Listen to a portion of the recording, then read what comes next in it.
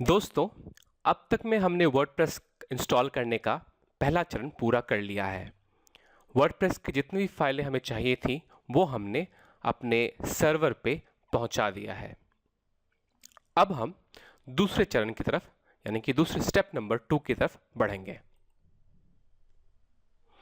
दूसरा स्टेप है डेटाबेस बनाना।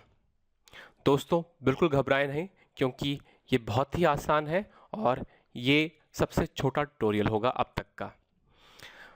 जैसा कि मैंने पहले बताया था आपको कि मैं सबसे पहले बताऊंगा लोकल कंप्यूटर पे और फिर इसके बाद हम वही चीज़ सीखेंगे अपने होस्टिंग अकाउंट पे। तो मैं डेटाबेस बनाना सिखाऊंगा आपको पहले लोकल कंप्यूटर यानी कि वैम्प सर्वर पे। तो दोस्तों, देखते हैं कि हम कैसे अपने लोकल कंप्यूटर यानी कि वैम्प सर्वर पे डेटाबेस बना सकते हैं। सबसे पहले आप वैम्प सर्वर स्टार्ट करें, परमिशन के लिए यस क्लिक करें और अपने सिस्टम ट्रे में चेक करें कि आपका सर्वर ऑनलाइन आया या नहीं। जैसे कि आप क्लिक करेंगे, इस पर पॉइंट करेंगे तो यहाँ मैसेज जाना चाहिए वैम्प सर्वर इज़ ऑनलाइन। अब उस पर क्लिक करें।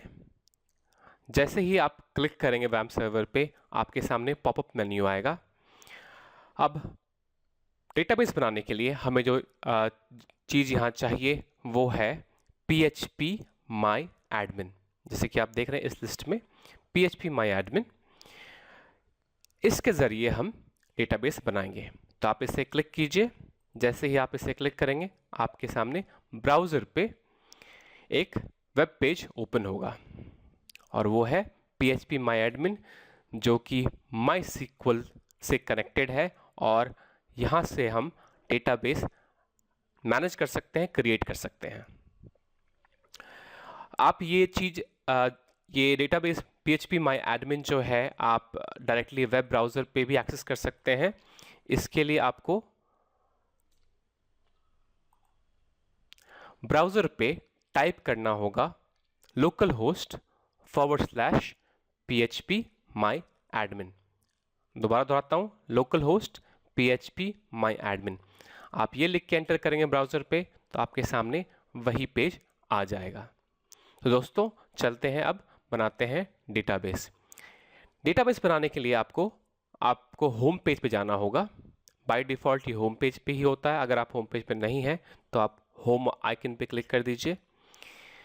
क्लिक करने के बाद आपके सामने जो पेज होगा उस पे टॉप में कुछ मेन्यूज़ हैं। आपको सबसे पहले मेन्यू डेटाबेस पे क्लिक करना होगा। जैसे ही आप डेटाबेस पे क्लिक करते हैं आपके सामने डेटाबेस का पेज आ जाता है जिसमें कि आपके पास डेटाबेस बनाने का ऑप्शन है। आप बनाएंगे डेटाबेस बनाने के लिए आप क्रिएट डेटाबेस के नीचे जो बॉक्स है उसके अंदर डेटाबेस का नाम दें।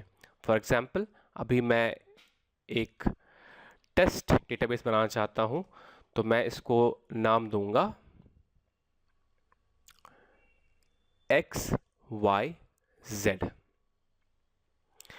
इसके सामने जो बॉक्स है उसमें ड्रॉप डाउन मेन्यू है जिसके अंदर काफ़ी चीज़ें हैं, लेकिन हम इसे बाय डिफ़ॉल्ट पे छोड़ेंगे और जो कि है कोलेशन। इसके बाद क्लिक कर देंगे क्रिएट पे। जैसे ही आपने क्रिएट पे क्लिक करा आपके सामने वो डेटाबेस एक मैसेज आएगा जिसमें लिखा होगा database XYZ has been created.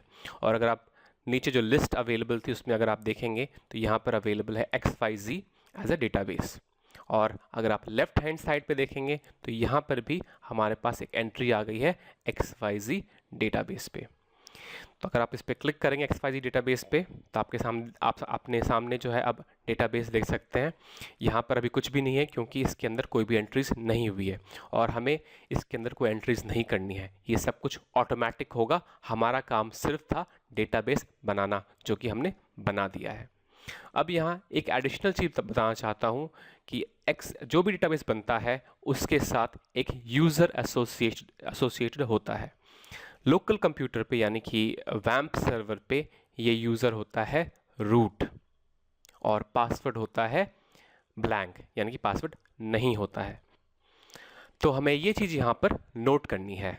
सबसे पहला हमें नोट करना है डेटाबेस नेम।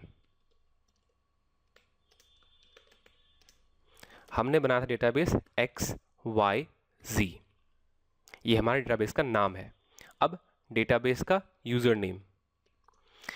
नेम है रूट, वैम सर्वर में यूज़र नेम रूट होता है।